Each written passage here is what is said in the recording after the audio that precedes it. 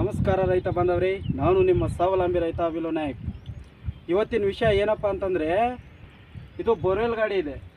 ಇದರಲ್ಲಿ 500 ಫೂಟ್ ಗುಮ್ಮಿದ್ದಂಥ ಈ ಕುಣಿ ಇವತ್ತು ಮುಚ್ಕೊಂಡಿದೆ. ಅದರಲ್ಲಿ ಬೋರ್ವೆಲ್ ಕೂಡ ಬಿಟ್ಟಿದ್ರು. ಒಂದು 2 ವರ್ಷದಿಂದ ಬೋರ್ವೆಲ್ ಗಾಡಿಯಿಂದ ಇದು 500 ಫೂಟ್ ಬೋರ್ವೆಲ್ ಹೊಡಿಸಿದ್ದಾರೆ. ಅದರಲ್ಲಿ 400 ಫೂಟ್ ಮೋಟ್ರ್ ಬಿಟ್ಟಿದ್ದಾರೆ. 2 ವರ್ಷ ನಡೆದಿದೆ. ಇವಾಗ ಅದು ಸಿಕ್ಕಾಕೊಂಡಿದೆ, ಮೇಲೂ ಬರ್ತಾ ಇಲ್ಲ, ಕೆಳಗೂ ಹೋಗ್ತಾ ಇಲ್ಲ. ಅದರಿಂದ ಈ ಬೋರ್ವೆಲ್ ಗಾಡಿಯನ್ನು ತರಿಸಿದ್ದಾರೆ. ಈ ಬೋರ್ವೆಲ್ ಗಾಡಿಯವರ ಡೀಟೇಲ್ ಹೇಳ್ತಾರೆ, ಸ್ವಲ್ಪ ಕೇಳಿಸ್ಕೊಳ್ಳಿ. ಅಣ್ಣ, ನಿಮ್ಮ ಬೋರ್ವೆಲ್ ಡೀಟೇಲ್ಸ್ ಹೇಳಿ ಸ್ವಲ್ಪ. ನಾವು ಬೇನಾಳ್ NH ಅಂತ. ನಾವು ಈ ಕೆಲಸ ಮಾಡತ್ತಿ ಭಾಳ ದಿವಸ ಆಯ್ತು. ಆಮೇಲೆ ಇದನ್ನ ಈ ಗಾಡಿ ತರಬೇಕು ಉದ್ದೇಶ ಆಮೇಲೆ ಏನಂತಂದ್ರೆ, ಈಗ ರೈತರಿಗೆ ಏನಾಗದಪ್ಪ ಅಂದ್ರೆ, ಈಗ ಮುಟ್ಟು ಸಿಕ್ಕೋತೈತಿ. ಸಿಕ್ಕೊಂಡ್ ಕೂಡಲೇ ಅದನ್ನ ತೆಗಿಯಾಕ ಭಾಳ ಮಂದಿ ಟ್ರೈ ಮಾಡ್ತಾರೆ. ಆಮ್ಯಾಗ ಮುಟ್ಕೊಂಡಿದ್ದನ್ನ ನಾವು ರಾಡ್ ಮ್ಯಾಗ ತೆಗಿತಿದ್ದಕ್ಕೋಸ್ಕರ. ಈಗ ರಾಡ್ ಮ್ಯಾಗ ತೆಗಿಯಾಕ ಆಗಲಿಲ್ಲಪ್ಪ ಅಂದ್ರೆ ಈ ಗಾಡಿ ತಂದು ಇದೆಲ್ಲ ಏರ್ ಅದೈತೆ ನಮ್ಮಲ್ಲಿ. ಆ ಏರ್ ಬಿಟ್ಟು ಪೈಪ್ ಮುಖಾಂತರ, ಅದು ಇಲ್ಲಪ್ಪ ಅಂದ್ರೆ ಸೈಡ್ ಪೈಪ್ ಬಿಟ್ಟು ನಾವು ವಾಶ್ ಮಾಡಿ ತಗೋತೀವಿ ಮೋಟ್ರ್. ಎಷ್ಟು ಫುಟ್ ಗುಮ್ ಸಿಕ್ಕೊಂಡ್ರು ತಗೋತೀವಿ? ಮ್ಯಾಕ್ಸಿಮಮ್ 900 1000 ಫುಟ್ ಇದ್ರೂ ತೆಗಿತೀವಿ. ಅಷ್ಟು ಫುಟ್ ಇದ್ರು ತಗೋತೀವಿ. ಅಕಸ್ಮಾತ್ ಸೈಡ್ ಕಲ್ಲು ಗಿಲ್ ಸಿಕ್ಕೊಂಡ್ರೆ ಏನು ಮಾಡ್ತೀರಿ? ಸೈಡ್ ಕಲ್ಲು ಇದ್ರು ಅದನ್ನ ಕೆಳಗೆ ಒಂದು ಹಂತಕ್ಕೆ ಪೈಪ್ ಕಟ್ ಮಾಡಿ ತೆಗೆದು, ಆಮೇಲೆ ಅದಕ್ಕೆ ಇನ್ನೂ ಜಾಸ್ತಿ ಮುಸ್ತಪ್ಪ ಅಂತಂದ್ರೆ ಇನ್ನೂ ಮೇಲೆ ಕೇಸಿಂಗ್ ಹೋಗ್ಕೊಂಡು ಆಮೇಲೆ ನಾವು ತೆಗಿಯುವಂಥ ಸಿಸ್ಟಮ್ ನಮ್ಮ ಕೈಲಿ ಇರ್ತಾವೆ. ದೊಡ್ಡ ಸಾವು ಹಾಕಿ ತಗೋತೀವಿ. ಆಮೇಲೆ ಮತ್ತು ಬೇರೆ ಕೆಲಸ ಏನೇನು ಮಾಡ್ತೀರಿ? ಇನ್ನರ್ ಕೇಸಿಂಗ್ ಅವೆಲ್ಲ ಮಾಡ್ತೀರಿ? ಬೇರೆ ಕೆಲಸನ ನಂತರ ಇವು ಕೇಸಿಂಗ್ ಫಸ್ಟ್ ನೀವು ಹಾಕಿರ್ತೀರಲ್ಲ, ಕಬ್ಬಿನ ಕೇಸಿಂಗ್ ಇರ್ತಾವೆ, ಅದ್ರನ್ನ ತೆಗಿಯೋದು. ತೆಗೆದು ಆಮೇಲೆ ಪ್ಲಾಸ್ಟಿಕ್ ಕೇಸಿಂಗ್ ಮಾಡೋದು. ಆಮೇಲೆ ಈ ಕೇಸಿಂಗ್ ಇರಂಗಿಲ್ಲ ಅವನಿಗೆ, ಅವಾಗ ಪ್ಲಾಸ್ಟಿಕ್ ಕೇಸಿಂಗ್ ಮಾಡಿಕೊಡೋದು ಎಲ್ಲ ಮಾಡ್ತೀವಿ. ಎಷ್ಟು ಪ್ರೈಸಸ್ ಎಷ್ಟು ತಗೋತೀರಿ ನೀವು? ಪ್ರೈಸಸ್ ಇಂತಿಷ್ಟು ಅಂತ ಹಿಂಗೆ ಏನಾಗಿಲ್ಲ, ಒಂದು ರೈತರ ಅನುಕೂಲ ಆಗಂಗೆ ಒಂದು ಅವರಿಗೆ ಒಂದು ಕಡಿಮೆ.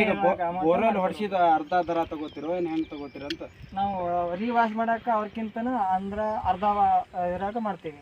ಇವು ಕೇಸಿಂಗ್ ಅಂತ ಕೇಸಿಂಗ್ ಬಂದ್ರೆ ಆಮೇಲೆ ಕೇಸಿಂಗ್ ಇಂತಿಷ್ಟು ಚಾರ್ಜ್ ಅವೆಲ್ಲ ಮಾಡ್ಕೊಂಡು ಅದನ್ನ ಮಾಡ್ಕೋಬೇಕಾದ್ರೆ, ಅಂದ್ರೆ ಒಂದು ಯೋಗ್ಯ ದರದಲ್ಲಿ ಎಲ್ಲ ರೈತರಿಗೆ ಅನುಕೂಲ ಆಗಂಗೆ ಒಂದು ಯೋಗ್ಯ ದರದ ಮಾಡೋದು. ಎಷ್ಟು ಗುಮ್ಮಿದ್ರು ತೆಗಿತಾರಂತೆ. ಇವಾಗ ಕೆಲಸ ಕೂಡ ಶುರು ಮಾಡ್ತಾ ಇದ್ದಾರೆ. ಕೆಲಸ ಶುರುವಾಗಿದೆ, ನೋಡ್ಕೊಳ್ಳಿ. ಬೋರ್ವೆಲ್ನ ಮೋಟ್ರದಿಂದ ಇರುವಂಥ ಪೈಪ್ಗೆ ಮತ್ತು ಬೋರ್ವೆಲ್ ಗಾಡಿಗೆ ಇರುವಂಥ ಏರ್ ಕಂಪ್ರೆಷರ್ ಪೈಪ್ನ ಎರಡು ಇಲ್ಲಿ ಕನೆಕ್ಟ್ ಮಾಡ್ತಾ ಇದ್ದಾರೆ. ಕನೆಕ್ಟ್ ಕೂಡ ಮಾಡಿದ್ದಾರೆ, ನೋಡ್ಕೊಳ್ಳಿ. ಇವಾಗ ಕನೆಕ್ಟ್ ಮಾಡಿಬಿಟ್ಟು ಮುಂದಿನ ಪ್ರೋಸೆಸ್ಸು ಏರ್ ಕಂಪ್ರೆಷರ್ನ ಚಾಲು ಮಾಡ್ತಾ ಇದ್ದಾರೆ. ಈ ಬೋರ್ವೆಲ್ ಗಾಡಿನ ಏರ್ ಕಂಪ್ರೆಷರ್ನ ಇವಾಗ ಶುರು ಮಾಡ್ತಾ ಇದ್ದಾರೆ, ನೋಡ್ಕೊಳ್ಳಿ. ಕಂಪ್ರೆಷರ್ ಇವಾಗ ಸ್ಟಾರ್ಟ್ ಆಗಿದೆ. ಸ್ಟಾರ್ಟ್ ಮಾಡಿಬಿಟ್ಟು ಮುಂದಿನ ಪ್ರೋಸೆಸ್ ಏನಿದೆ ಅಪ್ಪ ಅಂತಂದರೆ, ತುಂಬ ಜೋರಾಗಿ ಆ ಪೈಪ್ ಮುಖಾಂತರ ಆ ಮೋಟ್ರ್ ಒಳಗೆ ಇರುವಂಥ ಪೈಪ್ಗೆ ಜೋರಾಗಿ ಏರ್ ಕಂಪ್ರೆಷರ್ ಮುಖಾಂತರ ಏರ್ನ ಪಾಸ್ ಮಾಡ್ತಾರೆ. ಏರ್ನ ಪಾಸ್ ಮಾಡಿದಾಗ ಒಳಗೆ ಸಿಲುಕಿರುವಂತಹ ಮತ್ತು ಮುಚ್ಚಿಕೊಂಡಿರುವಂತಹ ಎಲ್ಲ ಧೂಳು ಹೊರಗಡೆ ಬರುತ್ತೆ. ಅದು ಹೇಗೆ ಬರುತ್ತೆ ಎಂಬುದು ಕೂಡ ಇವಾಗ ತೋರಿಸ್ತೀನಿ, ನೋಡ್ಕೊಳ್ಳಿ.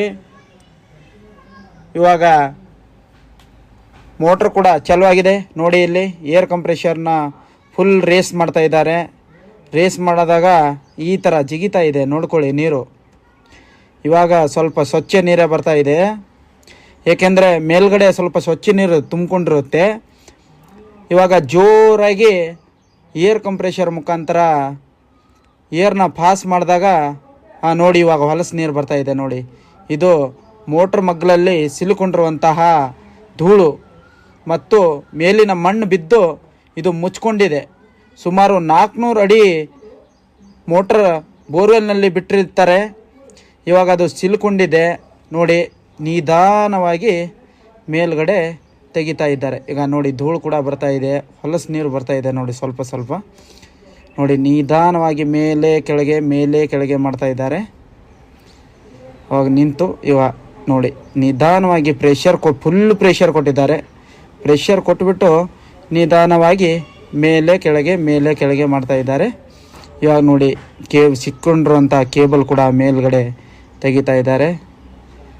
ಏರ್ ಕಂಪ್ರೆಷರ್ ಮುಖಾಂತರ ಈಗ ತೆಗಿತಾ ಇದ್ದಾರೆ, ನೋಡ್ಕೊಳ್ಳಿ.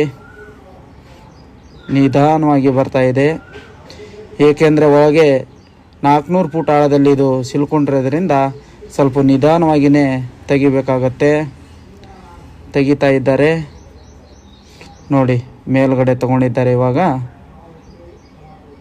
ಬರ್ತಾ ಇದೆ, ಏಕೆಂದರೆ ಸಿಲ್ಕೊಂಡಿರೋದು ಆರಾಮಾಗಿ ಮೇಲ್ಗಡೆ ಬಂದಿದೆ. ಆದ್ದರಿಂದ ಇವಾಗ ಹೋಗಿಬಿಟ್ಟು ಏರ್ ಕಂಪ್ರೆಷರ್ನ ಆಫ್ ಮಾಡ್ತಾರೆ. ಏರ್ ಕಂಪ್ರೆಷರ್ ಆಫ್ ಮಾಡಿದ ಮೇಲೆ ನಿಧಾನವಾಗಿ ಪೈಪ್ಗಳನ್ನು ಮೇಲೆ ಎತ್ತಕ್ಕೆ ಶುರು ಮಾಡ್ತಾರೆ. ಇವಾಗ ಎತ್ತಾ ಇದ್ದಾರೆ ನೋಡಿ. ಫಸ್ಟಿಗೆ ಒಂದೇ ಪೈಪ್ ಎತ್ತಾರೆ. ಒಂದು ಪೈಪ್ ಎತ್ತಿಬಿಟ್ಟು ನೋಡಿ ನಿಧಾನವಾಗಿ ಬರ್ತಾ ಇದೆ. ಏಕೆಂದರೆ ಮಗ್ಗಲಲ್ಲಿ ಸಿಲುಕಿರುವಂಥ ಮಣ್ಣು ಪ್ರೆಷರ್ ಮುಖಾಂತರ ಹೊರಗಡೆ ತೆಗೆದಿದ್ದಾರೆ. ಇವಾಗ ನಿಧಾನವಾಗಿ ನೋಡಿ ಲಾಕ್ ಮಾಡ್ತಾ ಇದ್ದಾರೆ. ಲಾಕ್ ಮಾಡಿಬಿಟ್ಟು ನಿಧಾನವಾಗಿ ಅದನ್ನು ಉಚ್ಚೋ ಕಾರ್ಯ ಮಾಡ್ತಾ ಇದ್ದಾರೆ ನೋಡಿ. ಇವಾಗ ಪೈಪ್ಗಳು ಲೂಸ್ ಮಾಡ್ತಾ ಇದ್ದಾರೆ ನೋಡ್ಕೊಳ್ಳಿ. ಈಗ ಈ ಥರ ಆರಾಮಾಗಿ ಪೈಪ್ಗಳನ್ನು ಲೂಸ್ ಮಾಡ್ತಾ ಹೊರಗಡೆ ತೆಗಿತಾರೆ. ಇದರಲ್ಲಿ ಮೇನ್ ಕೆಲಸ ಏನಪ್ಪ ಅಂದರೆ ಏರ್ ಕಂಪ್ರೆಷರ್ ಮುಖಾಂತರ ಒಳಗಡೆ ಏರ್ನ ಪಾಸ್ ಮಾಡೋದು. ಏರ್ ಪಾಸ್ ಮಾಡಿದಾಗ ನೀರು ಜೋರಾಗಿ ಮೇಲ್ಗಡೆ ಬರುತ್ತೆ. ಆವಾಗ ಸಿಲ್ಕಿರುವಂತಹ ಎಲ್ಲ ಹೊಲಸು ಆರಾಮಾಗಿ ಬಂದುಬಿಡುತ್ತೆ ನೋಡಿ. ಇವಾಗ ಆಪ್ರೇಟಿಂಗ್ ಮಾಡ್ತಾ ಇದ್ದಾರೆ ನೋಡಿ. ಆಪ್ರೇಟಿಂಗ್ ಮಾಡಿ ನಿಧಾನವಾಗಿ ಪೈಪ್ನ ಬಿಸ್ತಾರೆ ನೋಡಿ. ತಿರುಗಿಸ್ತಾ ಇದ್ದಾರೆ ನೋಡಿ. ಇವಾಗ ಕೇವಲ 10 ಫೂಟ್ ಮಾತ್ರ ಹೊರಗಡೆ ತೆಗೆದಿದ್ದಾರೆ. ಇದು ಮೊದಲನೇ ಪೈಪ್ ಆಗಿರೋದ್ರಿಂದ ಕೇವಲ 10 ಫೂಟ್ ತೆಗೆದು ಹೊರಗಡೆ ಉಸ್ತಾ ಇದ್ದಾರೆ ನೋಡಿ. ಇವಾಗ ಬಂದಿದೆ ನೋಡಿ. ಆರಾಮಾಗಿ ಉಸ್ತಾ ಇದ್ದಾರೆ. ಉಚ್ಚಿಬಿಟ್ಟು ಒಂದೊಂದು ಪೈಪ್ನಂತೆ ಎಲ್ಲ ಪೈಪ್ನ ಹೊರಗೆ ರಿಲೀಸ್ ಮಾಡ್ತಾರೆ ಮತ್ತು ಹೊರಗೆ ತೆಗಿತಾರೆ.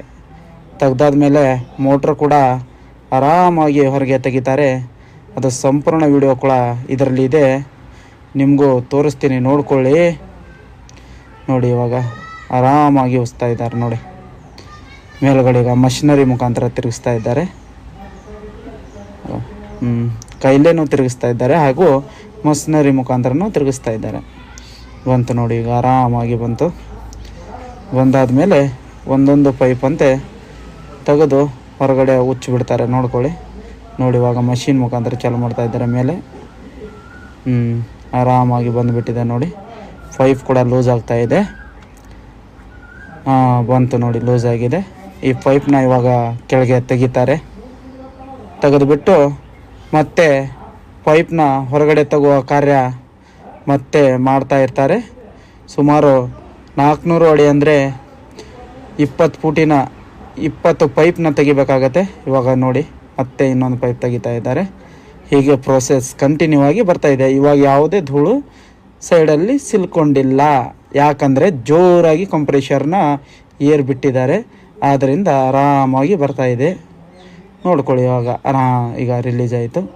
ಇವಾಗ ಮತ್ತೆ ಲಾಕ್ ಮಾಡಿಬಿಟ್ಟು ಮತ್ತೆ ಪೈಪ್ನ ಆರಾಮಾಗಿ ಹೊರ ತೆಗಿತಾರೆ ನೋಡ್ಕೊಳ್ಳಿ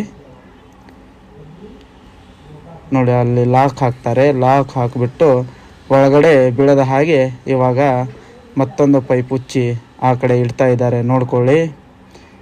ಈ ಥರ ಇಡ್ತಾ ಎಲ್ಲ ಪೈಪ್ನ ರಿಲೀಸ್ ಮಾಡ್ತಾರೆ ನೋಡ್ಕೊಳ್ಳಿ. ಇವಾಗ ಬಂತು ನೋಡಿ. ಇವಾಗ ಆಲ್ರೆಡಿ ಎಲ್ಲ ಪೈಪ್ನೂ ತೆಗೆದಿದ್ದಾರೆ. ನಾನು ನಿಮಗೆ ಮುಂದೆ ಸುಮಾರು ಡೆಮೋ ಮುಖಾಂತರ ಅಷ್ಟೇ ತೋರಿಸಿದ್ದೀನಿ. ಪೈಪ್ ಕೂಡ ಆ ಕಡೆ ಬಿದ್ದಿದೆ, ನಿಮಗೆ ಆಮೇಲೆ ತೋರಿಸ್ತೀನಿ. ಇವಾಗ ಇದು ಲಾಸ್ಟ್ ಪೈಪ್ ಇದೆ. ಇವಾಗ ಮೋಟ್ರ್ ಕೂಡ ಬರುತ್ತೆ ನೋಡ್ಕೊಳ್ಳಿ. ನಿಧಾನವಾಗಿ ತೆಗಿತಾ ಇದ್ದಾರೆ ನೋಡಿ. ಮೋಟ್ರು ಬಂತು ನೋಡಿ. ಮೋಟ್ರ್ ಬರುತ್ತೆ ನೋಡಿ ಈ ಪೈಪಲ್ಲಿ. ಬಂತು ನೋಡಿ. ಆರಾಮಾಗಿ ತೆಗೆದಿದ್ದಾರೆ. ಸುಮಾರು 400 ಫೂಟ್ ಅಡಿಯಲ್ಲಿ ಸಿಲುಕಿರುವಂತಹ ಮೋಟ್ರನ್ನ ಇವಾಗ ಆರಾಮಾಗಿ ಈ ತಂತ್ರಜ್ಞಾನ ಮುಖಾಂತರ ತೆಗೆದಿದ್ದಾರೆ ನೋಡ್ಕೊಳ್ಳಿ. ನಿಮ್ಮದು ಯಾವುದಾದ್ರೂ ಮೋಟ್ರ್ ಸಿಲುಕಿಕೊಂಡ್ರೆ ಈ ರೀತಿ ಇವರು ತೆಗೆದುಕೊಡ್ತಾರೆ. 400 ಫೂಟ್ ಆಳದಲ್ಲಿ ಸಿಲುಕಿರುವಂಥ ಮೋಟ್ರನ್ನ 2 ಪ್ರಯತ್ನದಲ್ಲಿ ಆರಾಮಾಗಿ ಹೊರಗೆ ತೆಗೆದಿದ್ದಾರೆ ನೋಡ್ಕೊಳ್ಳಿ ನೋಡಿ. ಮೋಟ್ರ್ ಕೂಡ ಹೊರಗಡೆ ಬಂದಿದೆ ಇಲ್ಲಿ ನೋಡ್ಕೊಳ್ಳಿ. 400 ಫೂಟ್ ಪೈಪ್ ಕೂಡ ಅಲ್ಲಿ ಬಿದ್ದಿದೆ ನೋಡಿ ನೋಡ್ಕೊಳ್ಳಿ. ಇವಾಗ ಇದಕ್ಕೆ ಮುಂದಿನ ಪ್ರೋಸೆಸ್ ಏನಪ್ಪ ಅಂತಂದರೆ ಇದಕ್ಕೆ ಇನ್ನರ್ ಕೇಸಿಂಗ್ ಹಾಕೋದು. ಕಬ್ಬಿಣದ ಇನ್ನರ್ ಕೇಸಿಂಗ್ ಇವಾಗ ಸೂಕ್ತವಲ್ಲ, ಯಾಕಂದರೆ ನೀರಿನಲ್ಲಿ ಇರುತ್ತೆ, ಕೊಳೆಯೋ ಚಾನ್ಸಸ್ ಇರುತ್ತೆ. ಆದ್ದರಿಂದ ಪ್ಲಾಸ್ಟಿಕ್ದ ಇನ್ನರ್ ಕೇಸಿಂಗ್ ಇದಕ್ಕೆ ಹಾಕ್ತಾ ಇದ್ದಾರೆ. ಇಲ್ಲಿ ಬಿದ್ದಿದೆ ನೋಡಿ. ಈ ಪ್ಲಾಸ್ಟಿಕ್ದ ಇನ್ನರ್ ಕೇಸಿಂಗ್ ಇದಕ್ಕೆ ಹಾಕಬೇಕು ಮುಂದಿನ ಪ್ರೋಸೆಸ್.